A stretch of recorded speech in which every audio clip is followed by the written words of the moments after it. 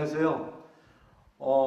작년에 제가 거기에 앉아 있었습니다. 그러다가 작년 지나고 겨울에 연수를 굉장히 많이 받다 보니까 저희 보고 스마트 교육 좀 팀을 꾸려가지고 연구를 하락해서 인문계 고등학교에서 뭐 몇 안 되는 인문계 고등학교에서 신청을 하다 보니까 저희가 맡게 되었고요. 그래서 오늘 이 자리에 서게 됐습니다. 여기 나온 대로 저희 학교에서는 클라우드 기반 21세기 학습자 역량 함양을 주제 가지고 국어, 정보, 과학이 했어요. 세 과목이 중심이 돼가지고 했고, 그 중에 저희 과목 같은 경우는 다른 과목에 영향을 조금 쓸 수 있는 환경을 구축하는데 기반을 두자 해서 클라우드 기반을 학생들이 이용하는 방법을 중심으로 해가지고 제가 수업을 했습니다.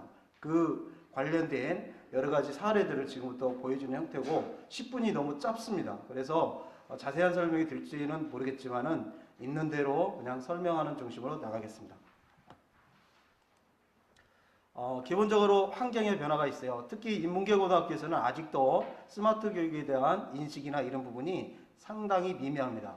초등은 굉장히 제가 봐도 활발한데 인문계 고등학교에서는 입시라는 그런 관문이 있기 때문에 스마트 교육을 적용하는 데서는 일정한 한계가 있는데 그 적용한 한계를 좀 벗어나자 그 의미에서 저희 학교에서는 클라우드 기반을 좀 구축하는 차원에서 저희 정보 과목이 수업을 시작하게 됐습니다. 기본적으로 고등학교에서는 기본적으로 학생들이 해야 할 게 뭐냐면 선생님한테 의지하는 학습보다는 학생들이 중심이 되는 자기 주도적 학습이 돼야 합니다. 그래서 수업에서 자기 주도적으로 학습할 수 있는 환경을 구성하는 데 목적을 뒀습니다.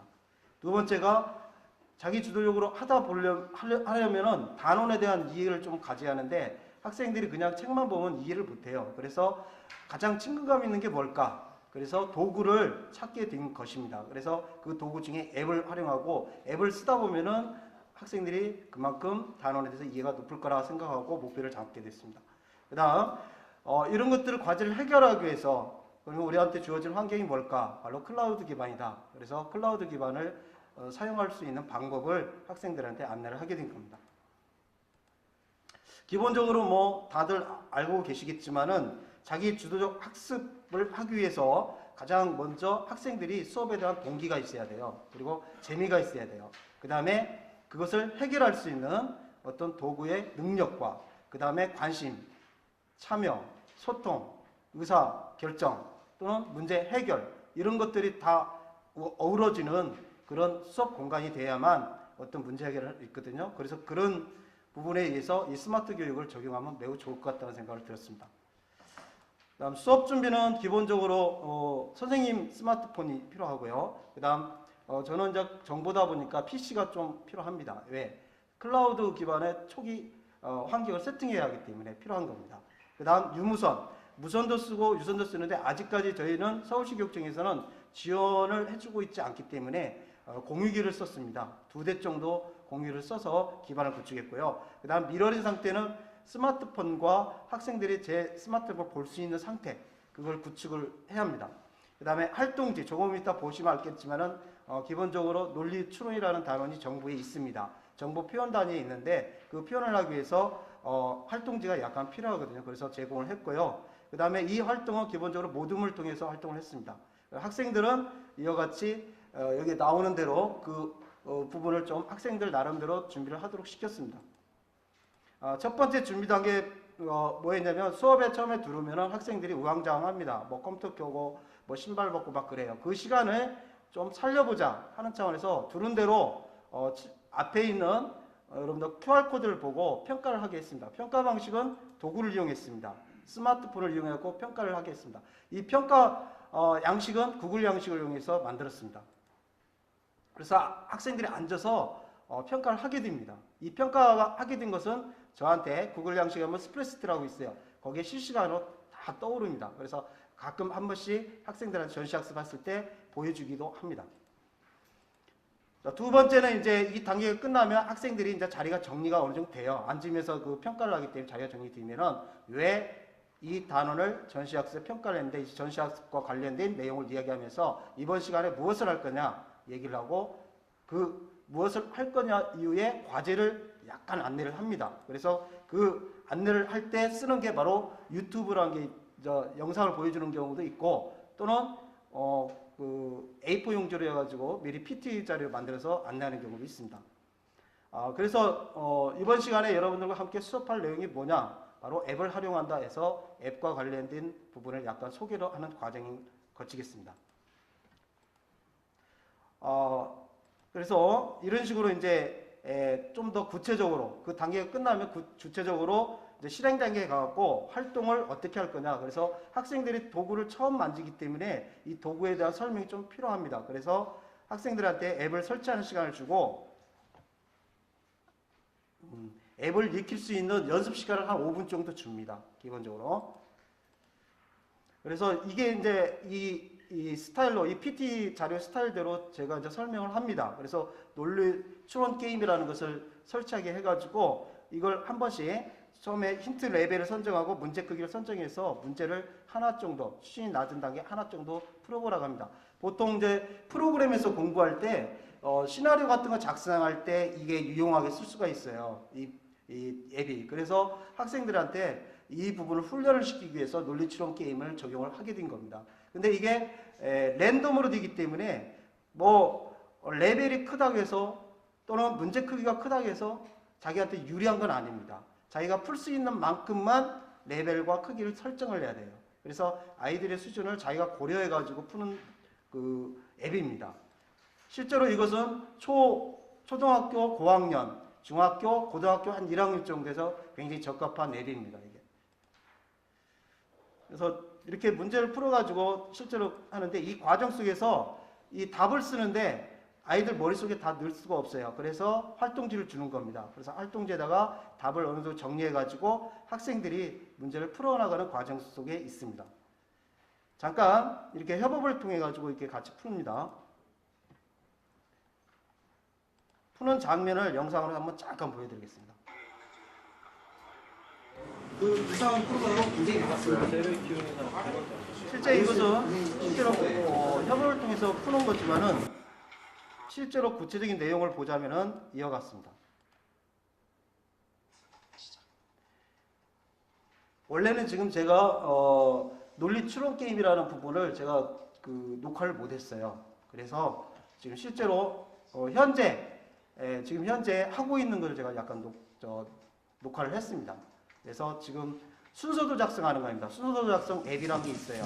또 이것을 수학 시간에도 썼지만은 이렇게 정보 시간에 프로그램 하는 전 단계에서 순서 작성이 있습니다. 그래서 그 부분에서 이렇게 직접 아이들이 익혀 나가는 거죠.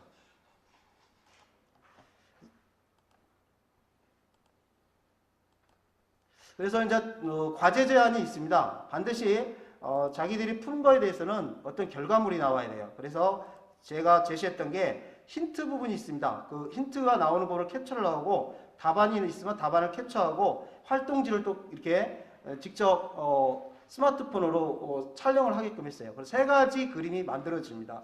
이 세 가지 그림을 만들어진 걸 가지고 이제 PT 자료를 만드는 거예요. 그래서 이 그림을 이제 업로드하는 거죠. 실제 스마트폰으로 직접 다 업로드를 하게 됩니다. 그래서 장면을 한번 보겠습니다.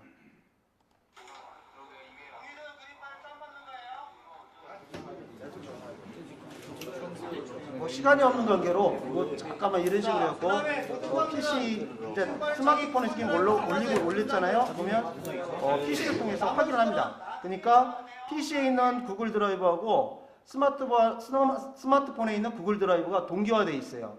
그래서 올려주면 서로 확인할 수가 있습니다. 그래서 실제로 보면 이와 같습니다.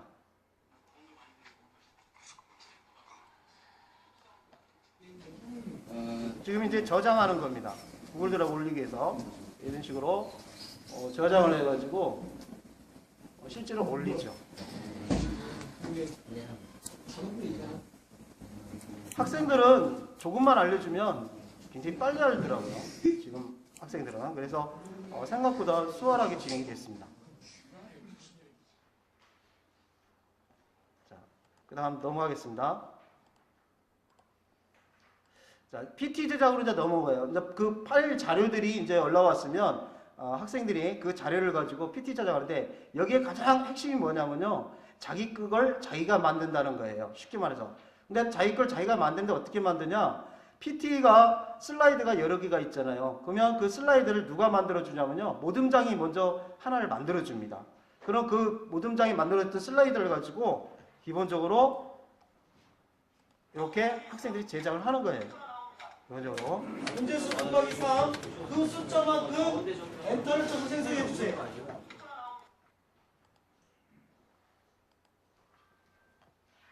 이게 이제 그 서로 협력을 해가지고 같이 PT를 제작하는 겁니다. 모둠끼리 서로 한 명, 두 명, 세 명이 지금 같이 만들고 있잖아요. 같이. 그래서 하나의 PT를 완성하는 겁니다. 시간이 없어서 그냥 넘어가겠습니다. 그래서 마지막에 이제 저한테 평가를 받아야 하는데 평가 방식이 뭐냐면요. 저희 학교 홈페이지에다가 모듬장이 그걸 다운을 받아가지고 별도로 다시 올려주는 거예요. 그래서 이렇게 등록을 시켜줘가지고 학생들이 이 등록된 자료를 보고 또 QR코드 가지고 평가를 하는 겁니다. 자기 주도학습으로 평가를 하는 거예요. 그래서 마무리를 짓는 건데 이 수업을 지금 저희가 거의 한 3개월 동안 계속 해오고 있는데 학생들의 어떤 성과나 이런 건 매우 좋고요. 저희들이 이게 하는 가장 큰 이유는 뭐냐면요. 저희 학교는 아무런 기반이 없어요. 스마트 뭐 패드나 이런 거 전혀 없어요. 그래서 저희가 서로 협의했던 게 뭐냐면 학교에 주어진 환경을 가지고 하자.